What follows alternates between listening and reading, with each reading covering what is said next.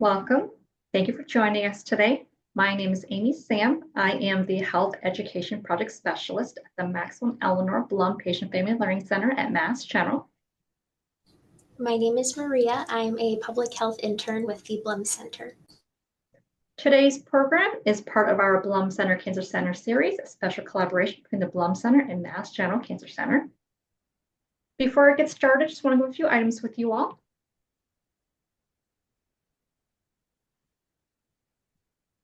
Please note that today's session is being recorded for educational purposes.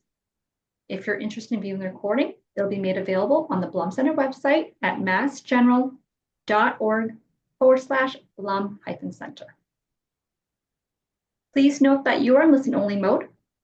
Everyone has music from here, our guest speaker today. If you have any questions for our guest speaker, you may use the chat feature, which is located at the bottom of your screen. We'll have time for them in the end. Only Blum Center staff and our guest speaker will see your questions. Please do not share any personal medical information or questions in the chat. If you have a personal medical question, please ask your doctor. Lastly, at the end of today's program, you'll be directed to a brief survey, which we'd like to ask you to help us complete. Your feedback is important to us as we plan future programs. Okay, so next I'm going to turn it over to Maria, who will introduce today's guest speaker. Thank you, Amy. Joining us today, we have Dr. Helen Shih. Dr. Shih is the Medical Director of MGH Proton Therapy Centers and Director of Central Nervous System and Ocular Services within the Department of Radiation Oncology. She joins us today to give a talk on proton therapy. Please join us in welcoming Dr. Shih. Thank you, Maria. Thank you, Amy. It's my pleasure to be here today. I'm going to go ahead and share my screen.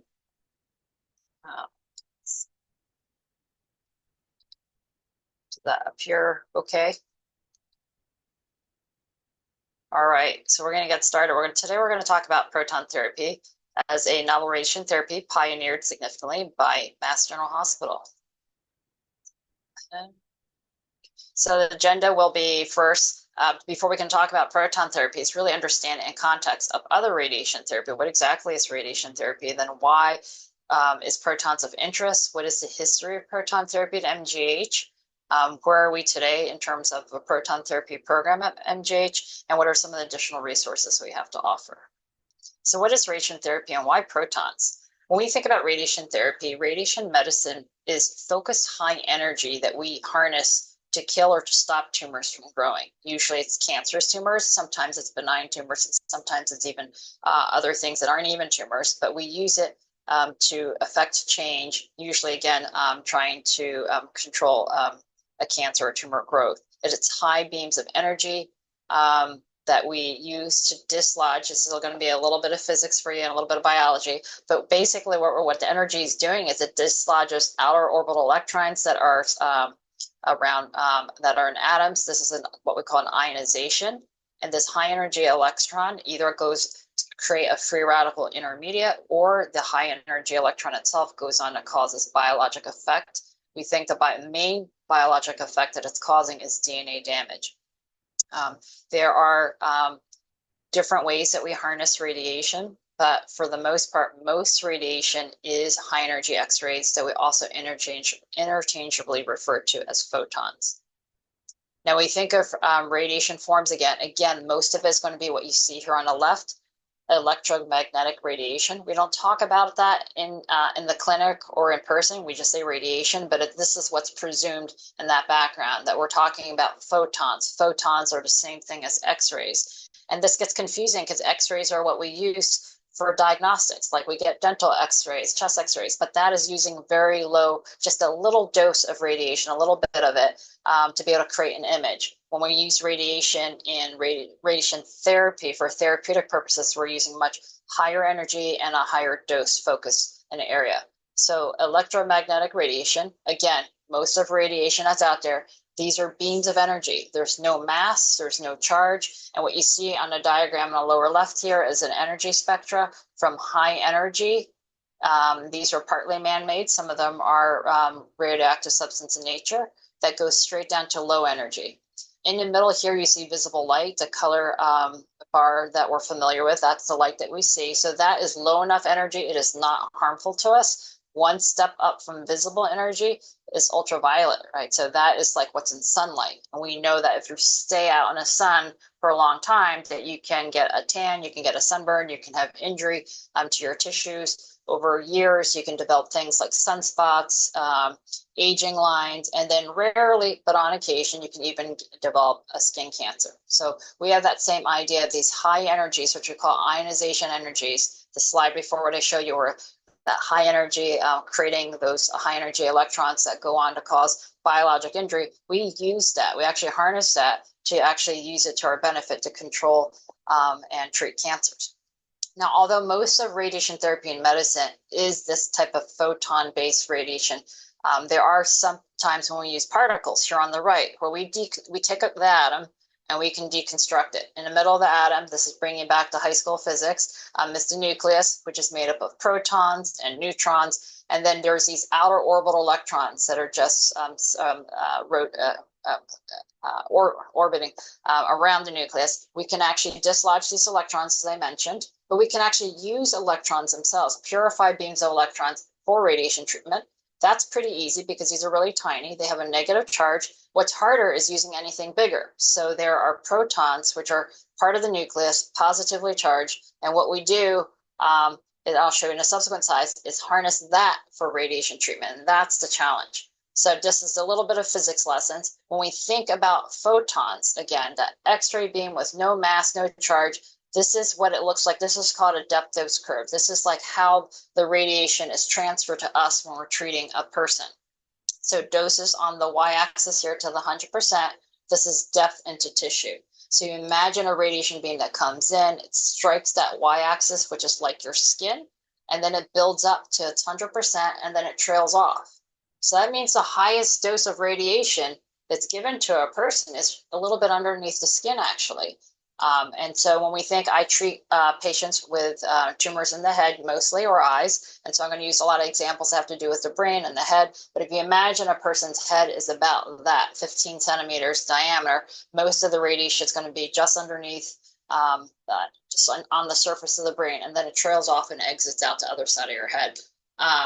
What do? We use multiple beams that come in from different directions so that you don't have the highest dose just underneath the skin.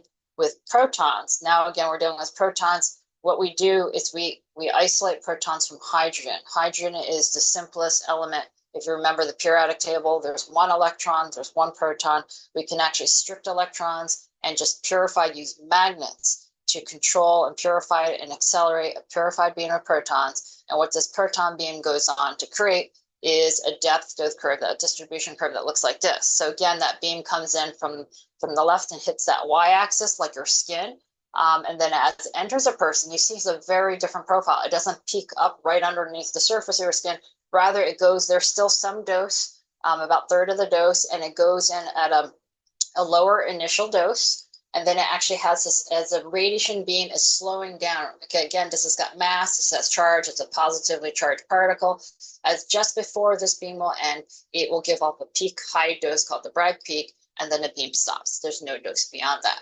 So if you compare the two side by side, you can see how different the types of radiation are. So photon beam is what is out there for 99% of our use clinically. Protons, being able to extract and isolate protons and accelerate them is a big challenge.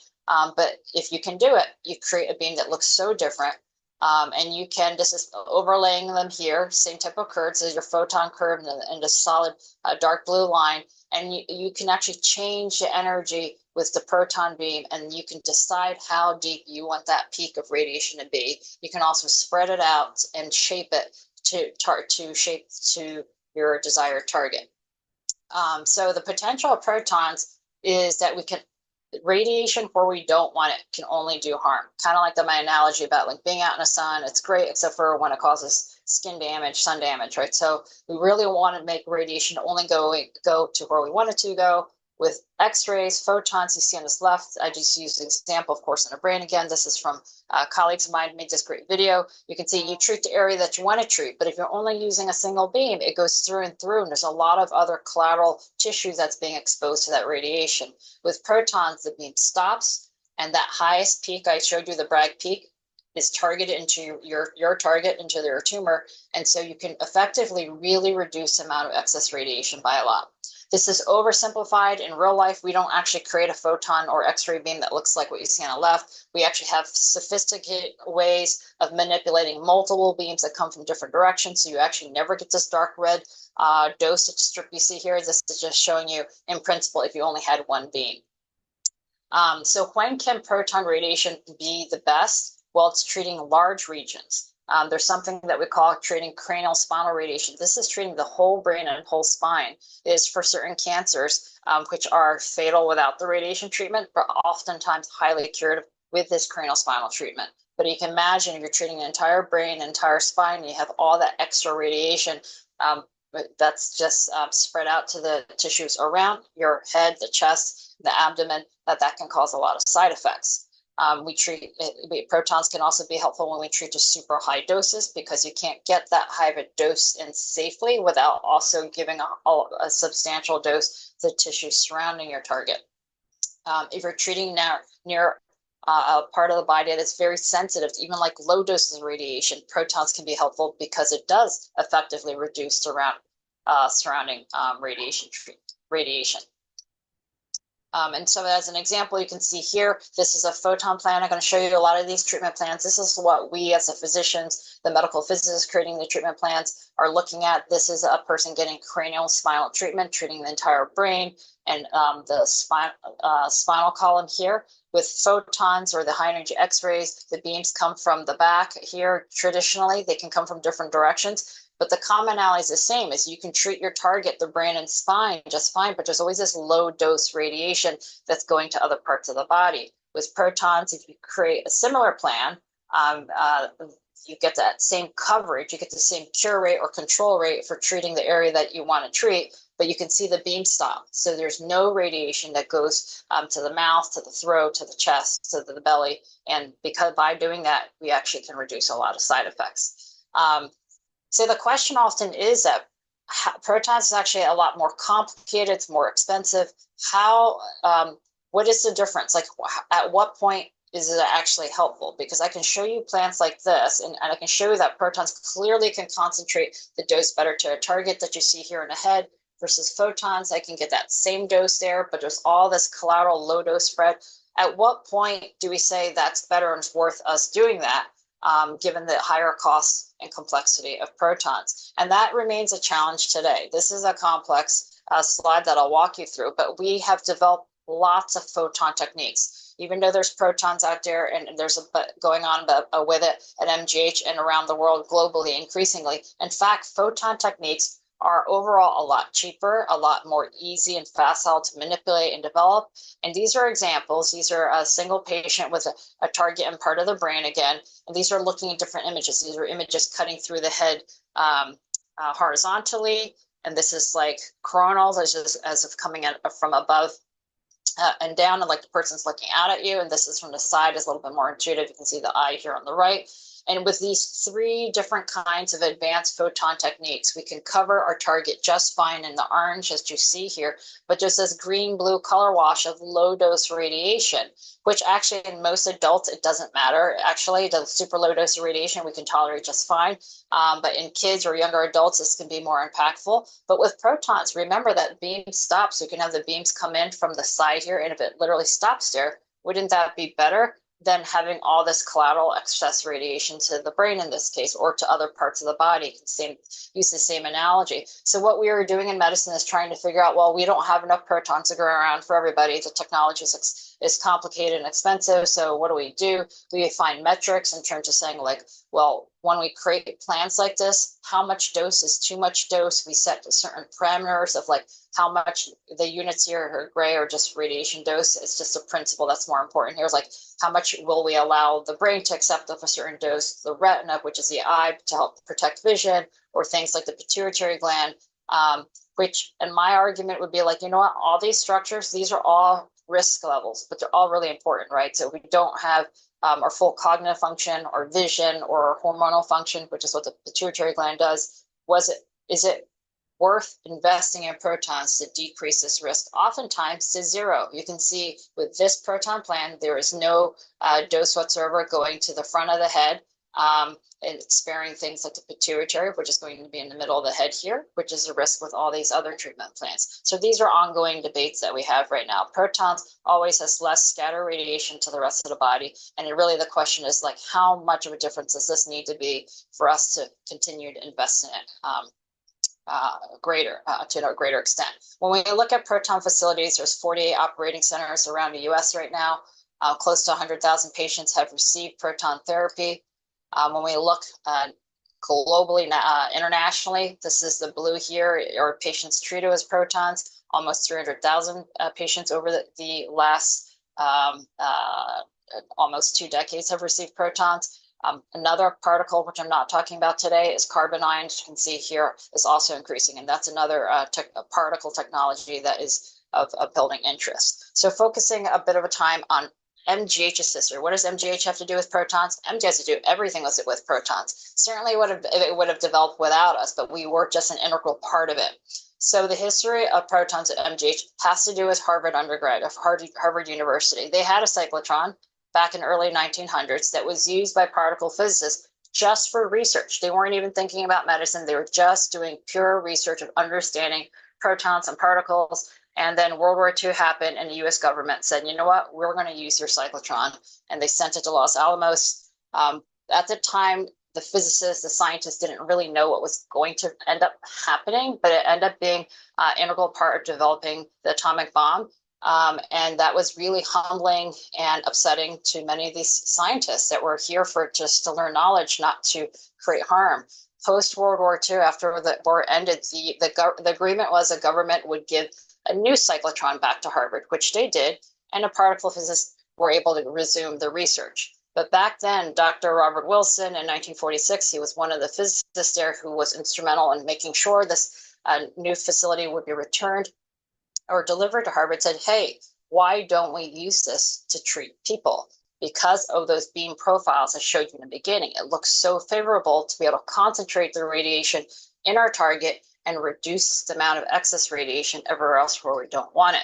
And so this began over the next 15 years from that seminal paper in 1946. The physicists worked together with the physicians at Mass General, and in 1961, the Harvard Cyclotron Laboratory that you see here on the left treated its first patient.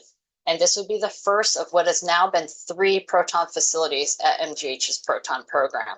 And at that time, we realized early on that sparing that low dose radiation was going to be the most beneficial for children and young adults. And so you can see here, they figured out how to treat infants under anesthesia. The anesthesiologists are there, the radiation oncologists are there. These are some of our radiation therapists.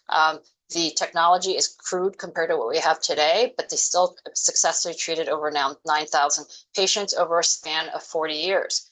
During this period of time, after their first 3 decades of treating patients with protons, they really understood this is a value, but this was at the Harvard undergraduate campus. Remember, again, this was a physics laboratory converted or fitted to be able to treat patients. Mass General as a hospital invested in its first hospital-based facility. Construction began in 1995. This was initially called the Northeast Proton Therapy Center. It opened in 2001 when we treated our first patient. The core of the protons in terms of what accelerates the protons is this cyclotron that you see here. It was renamed out of one of our trustees, the Francis H. Burr Proton Therapy Center in 2005. This is the floor plan of the Burr Proton facility. It sits in the basement of the Yawkey building. That picture I showed you of the cyclotron is what you see here. This is the floor plan looking down, and all the purple here is concrete. So these are all the walls and shielding to protect us from the radiation. The red line you see here are the path of the proton beam. So we have 2 primary treatment rooms here, treatment room 1 and 2, also labeled gantry 1, gantry 2.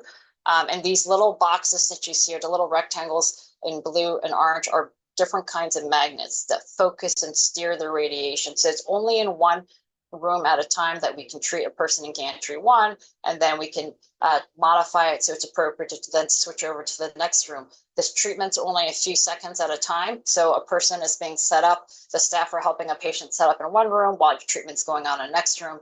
And then we have a third treatment room that's specialized in treating small brain tumors and also eye tumors that I'll show you.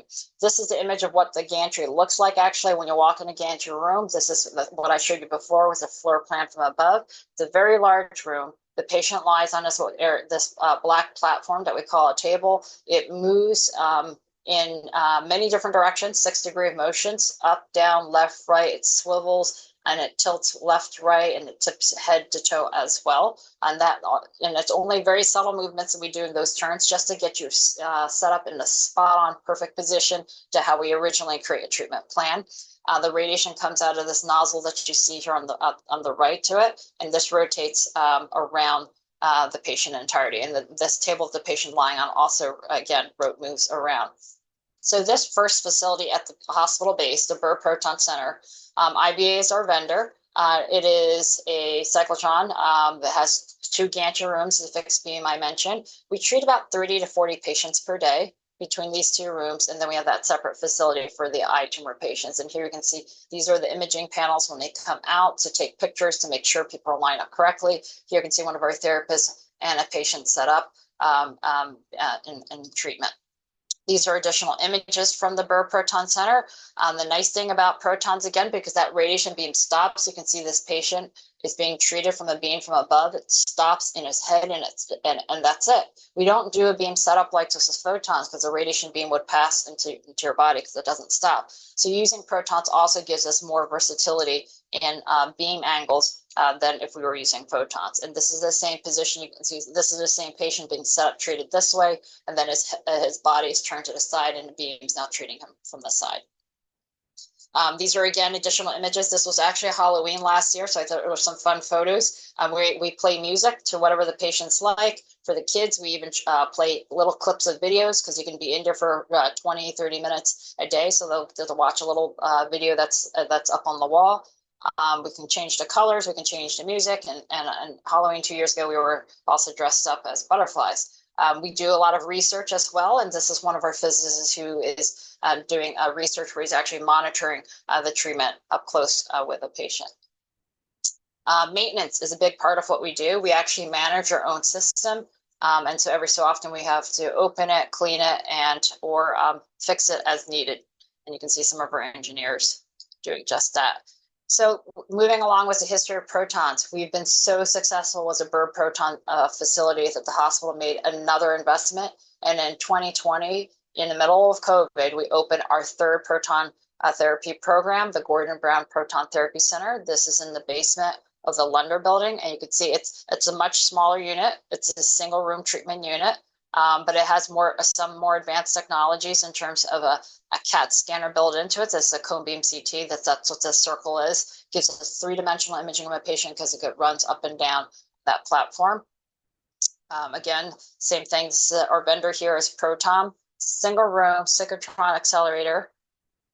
The radiation beam doesn't, the gantry, which is that head where the radiation comes out of, doesn't rotate a full 360 degrees, but it does more than half, and we're able to move the patient around. So by doing that, we can actually treat people in a smaller physical space. Like we don't need as big of a room, and we found ways to compensate by moving the patient more rather than the beam more. Here are just some images. Again, you're seeing example of all patients of mine because they treat in the head. But you can see, again, we use a mask when we treat the head to make sure you're in the same position each day. The ring here images the patient to make sure they're exactly where we need them. And then the patient positioner moves them into the position for the actual treatment. So where are we today with our proton treatment? We treat a variety of sites and diseases, and we treat about 600 patients per year. This is the distributions of patients we treat at Mass General right now. Every program has a slightly different emphasis, I would say. We treat a lot of tumor patients with melanomas of the eye, and this is largely because we have a joint program with Mass Eye and Ear right next door to us. We treat some head and neck cancers. A lot of CNS is going to be brain and spine tumors. And then we treat a lot of sarcomas here also, which are muscle and bone type tumors. But there's a little bit of everything that is being treated here, and it really just depends on A lot of it's geometry. It's not just the histology. It's not just the type of disease, but it's really, if you can see, it gets that sense of the beam arrangements, like the anatomy of each person, where we need to treat slightly different each person. And that part of it is factored in when we decide who could benefit the most from proton radiation. Pediatrics is a very large part. It's actually the most fundamental part of our program. Children are the most sensitive age to side effects of radiation. Their tissues are growing, and that growth is just very sensitive to any kind of radiation. Protons can be used to minimize that side effect again because the beam stops. So otherwise, unlike adults, the problems that kids run into are things that we don't think about. Stunts of growth and development. If you treat one shoulder and not the other, your healthy shoulder continues to grow, and your treated shoulder, it actually stunts the growth. You just don't grow the full size, or you don't grow the full height if you treat the spine.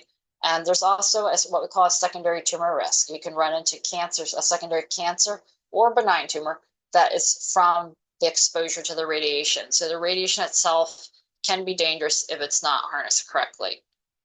Children are, again, also the population. If you help a child and they're like 10 years old, they have hopefully 70 years, 80 years to benefit from that. So they have the greatest number of years to benefit for having had protons. And that's something that's important to us. A reality is too that we have limited amount of resources of protons. So we do have to ration and pick the people who we think are going to benefit the most in terms of the today, the tomorrow, the immediate future, but also over decades, and that's going to be kids. So we really do have a wonderful specialized team of pediatric radiation oncologists and all their associate. It's actually a large village of people that are involved in taking care of pediatric patients.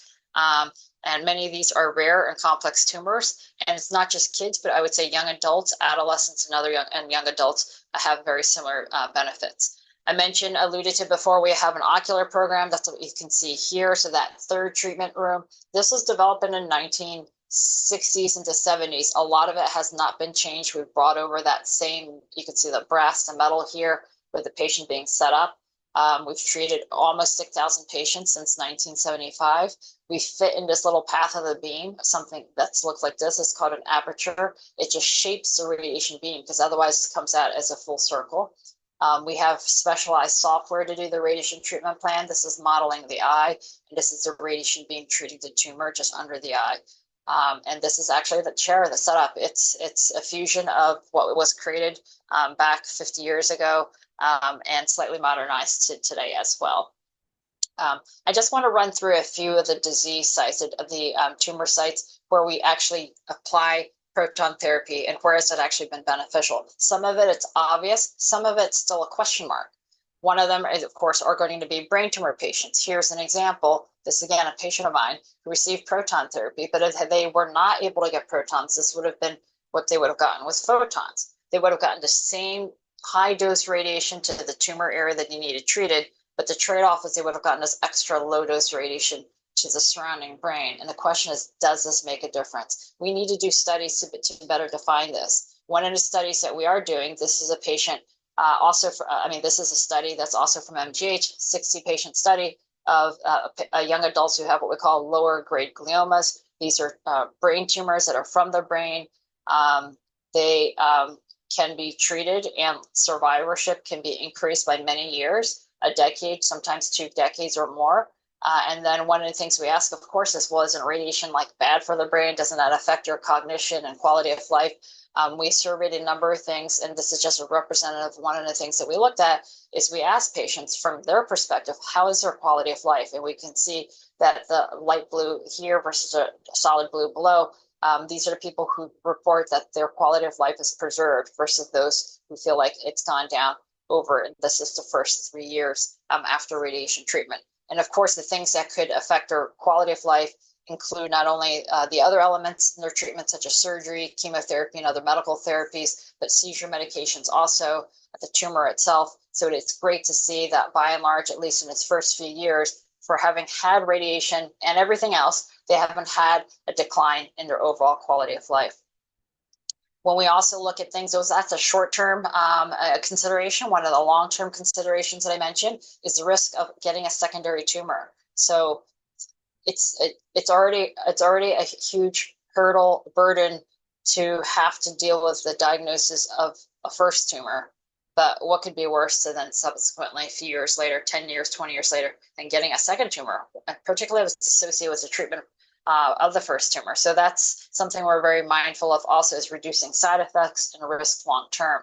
But secondary tumor risk is a real concern with radiation therapy, but it is always lower with protons as compared to photons. And one of the studies we did, I'll walk you through here, is that we took a bunch of patients who were getting treated with meningiomas, which is a benign tumor. We treated them all with protons, which is what you see here. It's a small tumor deep in the brain. You can see the beams all coming in from the side, localizing the radiation in the tumor, and really sparing the other half of the brain entirely, sparing the eyes entirely. When we create a similar treatment plan with photons, we can't get away from the fact that the beam doesn't stop. So that's the physics of the beam. So there's always going to be this low dose radiation that goes somewhere else. And maybe it doesn't matter so much into today, meaning like you get through the immediate side effects or recover from that. But when we look at the secondary tumor risk, what is the chance of getting a second tumor, either a benign tumor or cancerous tumor later in life? We find that photons in red is always going to be double the risk as compared to protons. And so that's the benefit with protons, is that you can reduce the risk of getting a secondary cancer or other tumor, or probably other side effects as well, just because the amount of excess radiation is roughly half of that with protons to the surrounding normal tissue as compared to photons. And what's plotted here in the x-axis is the tumor size. So, the absolute benefit is bigger the larger you treat. Think about that cranial spinal example I showed in the beginning, treating the entire brain and spine. You treat a lot, you actually spare a lot, and you really help a person a lot. But proportionally, if you treat something really small, you also have half the risk. The absolute benefit is perhaps less of a bang, but for that person, to think that your risk is half is meaningful. Going through a few other anatomical sites, head and neck cancers are highly curative with radiation. As you can see here with the salivary gland tumor with protons, you can really localize the radiation just around the tumor bed on that side of the head. With photons, you get the same cure rate or same tumor control rate, but the trade-off is all this low-dose radiation. What's the difference? What are you looking at? I'm not expecting most of the audience to look at these scans on a regular basis, but these are your teeth. This is the mouth. You get taste changes. You get dryness of the mouth. Here's the brainstem and brain, so you can imagine all the neurologic function that could be impacted. Breast cancer is very common, and we usually use photons. This is a cut through of a person's chest. Here are the lungs in black. This air is black. The white here is bone, so these are the ribs going around. This is the spinal column here, the spinal cord here. This is the heart. So when we treat a breast cancer patient, they've had surgery, and now we're giving them radiation. Normally, traditionally, what we use is photons, these beams that just are like tangents. They just clip across the surface, they skim across the surface of the chest to provide the treatment there. And we know that they usually clip a little bit of heart, but we figured that's okay because the heart can handle it. With protons, though, you can see how much more elegantly we can stay off virtually the entire heart. And as it turns out, when we look a little bit more closely, even a little bit of radiation can impact how a patient does. In this study that was in the New England Journal about a decade ago, they showed major heart health events like having a heart attack can increase by 7% for every 1 gray. I haven't really talked about radiation doses, but this is usually like a 50 gray plan. So you can imagine 1 gray is really not that much, but if you have a mean heart dose of 1 gray difference, it does translate to a significant potential risk for the patient. So increasingly, we do have a randomized study right now going on comparing protons versus photons for breast cancer. A few other diseases I want to run through. Lung cancer, again, protons on the left. You can intuitively know it when I show you comparison plans because you can see the colors, the radiation. Protons, it's much more localized in one area. Photons, you're going to get that excess radiation dose. This is a tumor that you see down here. This is similar to that breast patient, a cross-section of the chest. Black is going to be air in the lungs. This is the heart that you see here right up against it. And again, so I have it labeled here, the amount of extra dose going to the heart, to the lungs, even to the spinal cord, you can see makes a difference. How much does this make a difference to each patient is harder to assess. For some people, you already have a breathing problem. Actually, then every bit of lung that we could save makes a difference. Same thing with the heart, right? Lymphoma is a highly curative type of a cancer that oftentimes they can arise in the chest, as you can see here. Again, this is photon plans on the left, protons on the right. This is looking on the top panels, that same cross section that I showed you with the prior two panels in terms of the lung, the heart. Here you can see the target in the orange, the spinal cord. On the lower panels, you can see what the images look like in other ways. This is looking what we call coronal, looking at a person, like looking at you, standing in a mirror, sort of. And this is looking at you sideways, with the front of the chest here, the spine, and your back here. But again, you can see there's so much extra low dose radiation. Lymphomas often happen in young adults, in kids. It's highly curative. And it is really humbling that many of these patients today, they historically have all gotten photons. They get cured of one tumor just to have heart disease, lung disease, other things, sometimes secondary cancer from all this excess radiation. So there's a lot for us still to do there. And so on that line, the commitment of proton research is huge at Mass General. We have led a variety of proton-based therapy research, everything from that particle physics, translational understanding how to bring it to people, the biologic effects, straight to clinical trials. We've had significant federal fundings and funding from different sources for over 40 years from the NCI, and most recently also combined as Proton Project grants with MD Anderson Cancer Center. Something to know in our community is that, so we've been operating the birth center since 2001. You know, it's still a machine. If you think about your car, your cell phones, your computers, nothing really lasts like 25 years these days, right? So you really need a time when you're either passing it off and getting a new one, getting a new cell phone, getting even a new car. For us, we're really looking at restoration. So these are really large equipment. So again, we began operating in 2001. We've treated over 13,000 patients at this birth facility alone. But to really stay at the forefront of research, development, and just delivering the best care, we are going to bring down our birth facility in February, in a few months, for renovations. There's many aspects of the facility we want to renovate. We really, because technology is always advancing, like the imaging system is always advancing, we want to bring in the latest, the best additions to complement the proton beam. So faster, easier use. We want to be able to do things like track movement and breathing. You may recall earlier on, I mentioned we treat a lot of eye tumors, we treat a lot of brain tumors, we treat a lot of bone and soft tissue tumors. Part of the reason why we treat those is those are parts of the body we can see well, and they stay still once we set them up.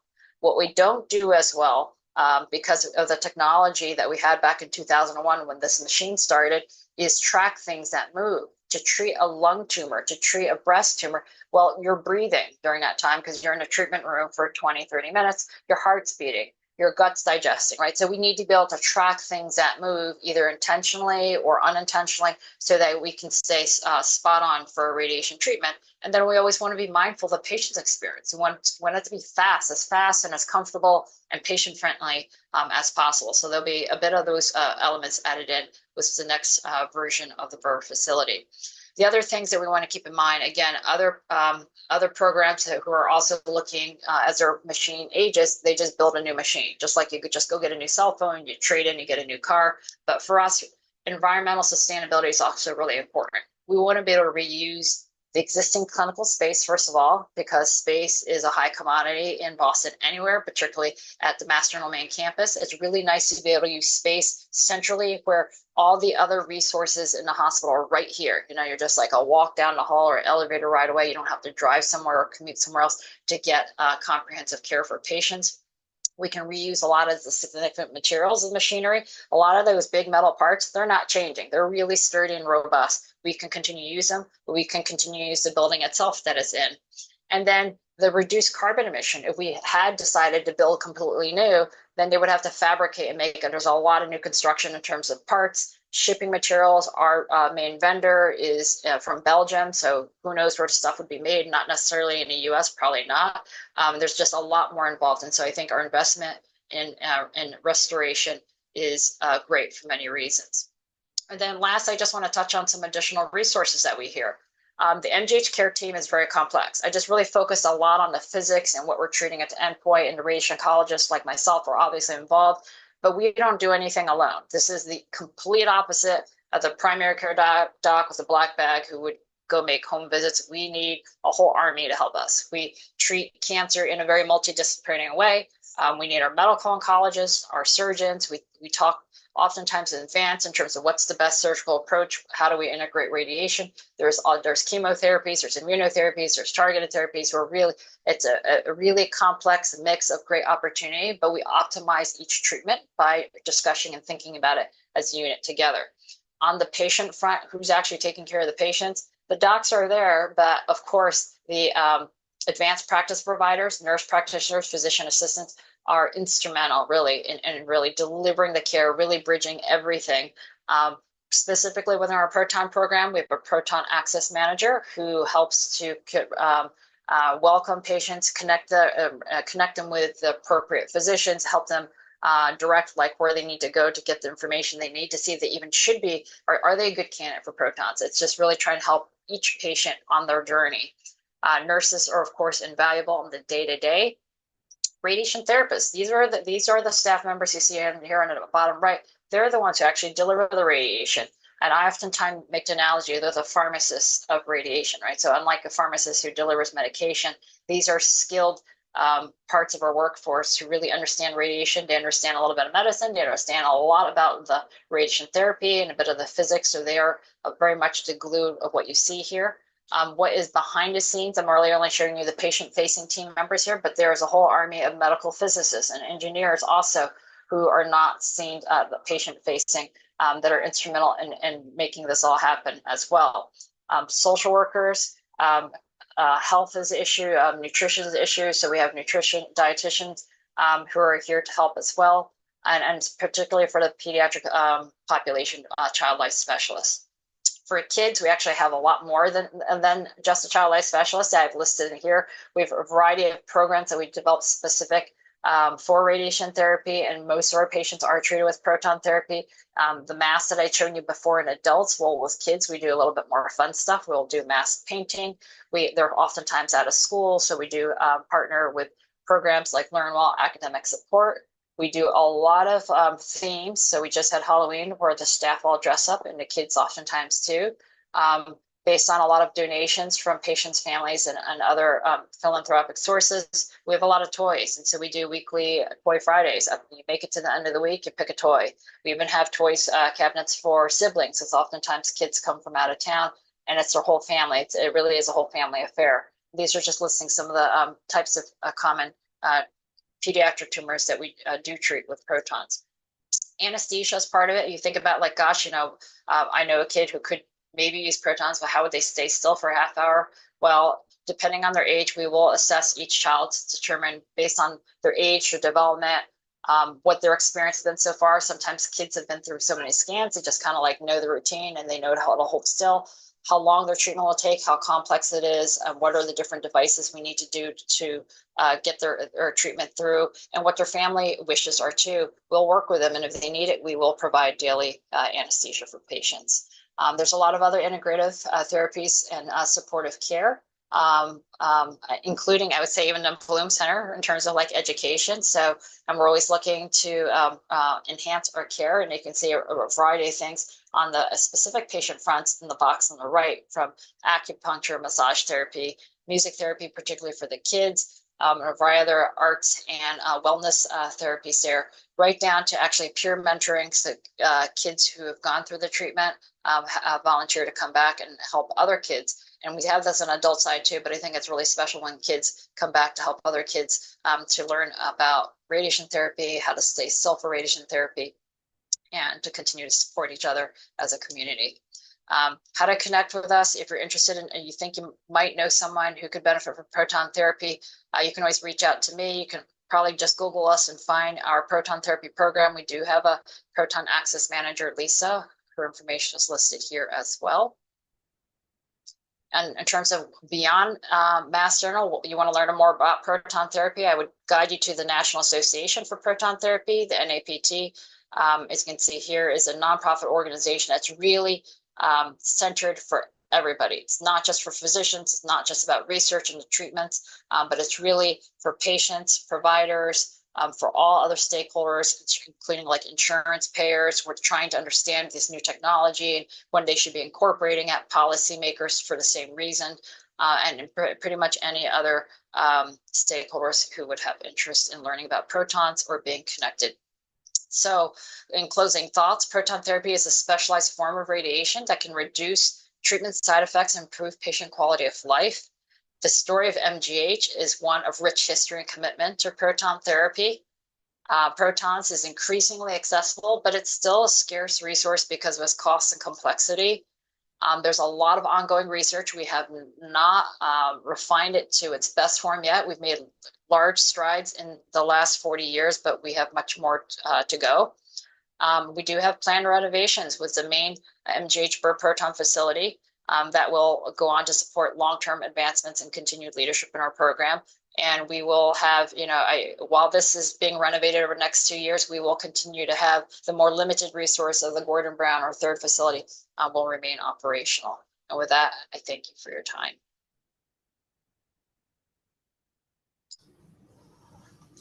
Thank you, Dr. Shih. This was very helpful. So we're now at the end of the presentation. If you have any further questions, please feel free to enter it in the chat. We do have a few questions on use of proton therapy for specific types of cancer. We've been asked about bladder, pancreas, and ovarian cancers. What criteria determines eligibility for a patient to receive proton therapy with these types of cancers? Sure. Okay. Those are actually 3 tumors that we don't usually treat with proton therapy. And our criteria is like whether or not we can offer equitable or better radiation treatment using the existing photon technologies. And actually for most of these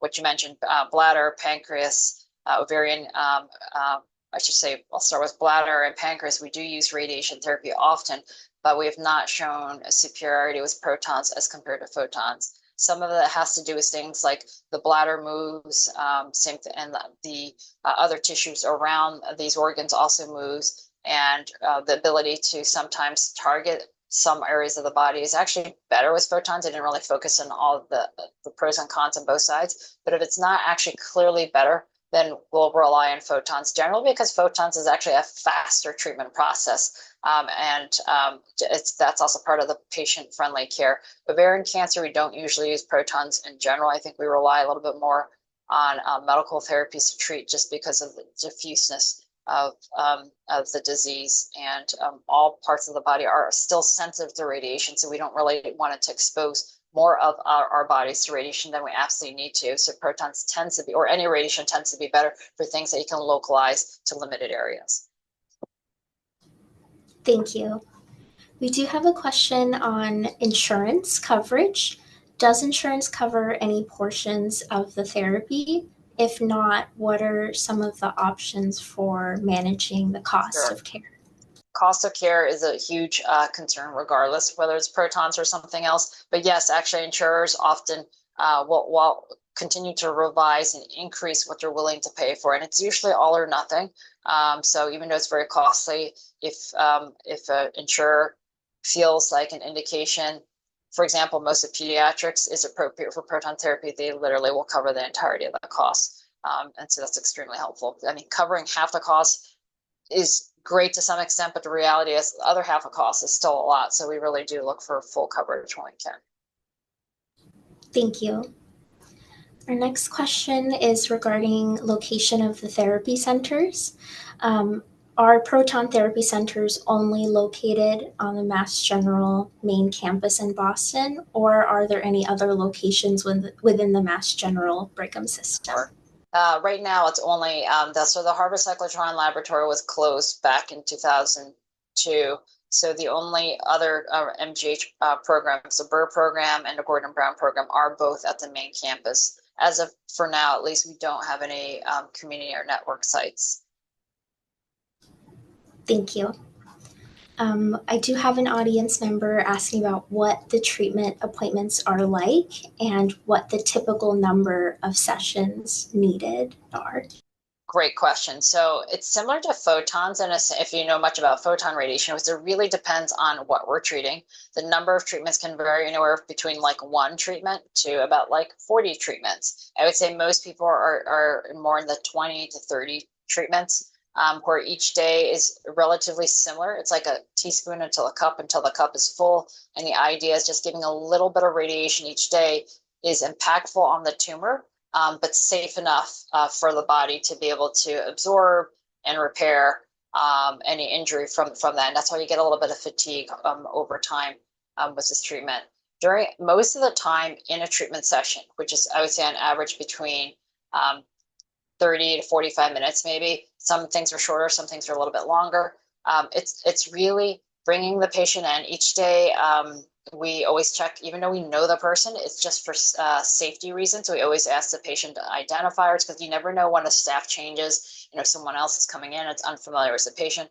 Name, medical name, and like address, some kind of identifier. We always check that. Our system is we prioritize safety very highly. So our patients actually get barcode identification, and it's a little bit like the self-checkout line in a supermarket. We have our patients bring in their cards, or make sure we have double form of identification verification, but like that barcode you're given on the card will actually electronically open your own radiation treatment files, which adds security to just grabbing, like a file off a paper file off a shelf.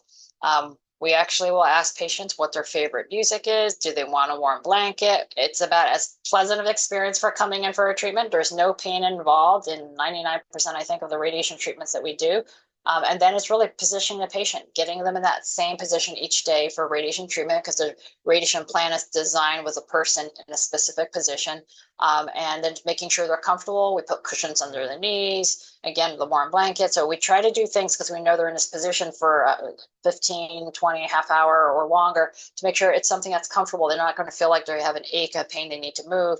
And then a lot of the time is spent imaging the patient and making the subtle adjustments. I was mentioning that table, the platform they lay on, has the ability to tilt patients in different ways, to just a subtle bit, just to get you spot on before the radiation treatment. And actually the exposure to radiation treatment each day is usually only about a minute total, maybe 1 to 2 minutes. And it's from beams that come from different directions, and you don't feel it.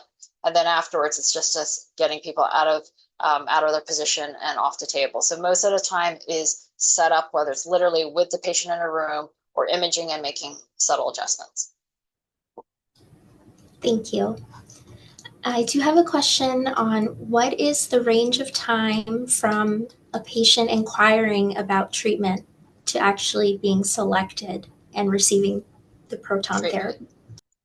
So from the point that we get a contact either from a patient or a referring physician, it could be anywhere from like a day to a week or longer, depending on, like, part of it depends on the medical urgency. If it's something like, well, they don't need treatment now, but maybe 3 months from now, then it may take a few weeks before you actually come in. But if it's something urgent, we can certainly see patients usually within 1 to 2 weeks, depending on, again, the level of urgency. And then we need about 2 weeks to create a radiation treatment plan. I would say at minimum, it's about a month from the point of initial contact before you start treatment. But that's going to be like if your insurance approves, if everything, all the stars are aligned. I would say on average, it's more like 1 to 2 months for most patients, from the point that we're thinking about proton therapy, that they meet some of their providers here, they go through the radiation planning process, and until they start the first treatment. Thank you. And our final question, you had mentioned that children are treated with this therapy. What is the youngest age at which they can be treated? There is no minimum age, so we have treated kids that are under a year of age. That being said, that's not our preference. Kids at that very, very young age, they're literally stunted in growth significantly, not just physical growth, but if any part of any organs are treated, whether it's cognitive brain or other organ growth, it can be extremely impactful and impairing their just growth, health, and development. So we really try, even though we can treat less than a year, we really look for reasons or ways to postpone or delay introducing radiation treatment. That goes back to that multidisciplinary care where the medical oncologist is so important to see, is there a medical therapy, a drug that we can give to just keep things at bay, just so that they can grow a few more months, because every month makes a difference at infancy. Thank you, Dr. Shih. Before we end today's session, do you have any final thoughts you'd like to share with the audience? Thank you for your attention, your interest. I think education is the first step in anything that we do to make the world a better place and offer better therapies and share the knowledge. Hopefully you learned something today, and feel free to reach out if you have questions. Yeah, thank you for your time. Thank you so much. Next, I will turn it over to Amy, who will conclude this session for us. Thank you, Maria. Thank you, Dr. Shih. This was wonderful. It was extremely helpful. As I had mentioned, today's session is being recorded. So if you're interested in viewing the recording, it'll be made available on the Blum Center website at massgeneral.org/Blum-Center. Thank you so much, everyone. Take care.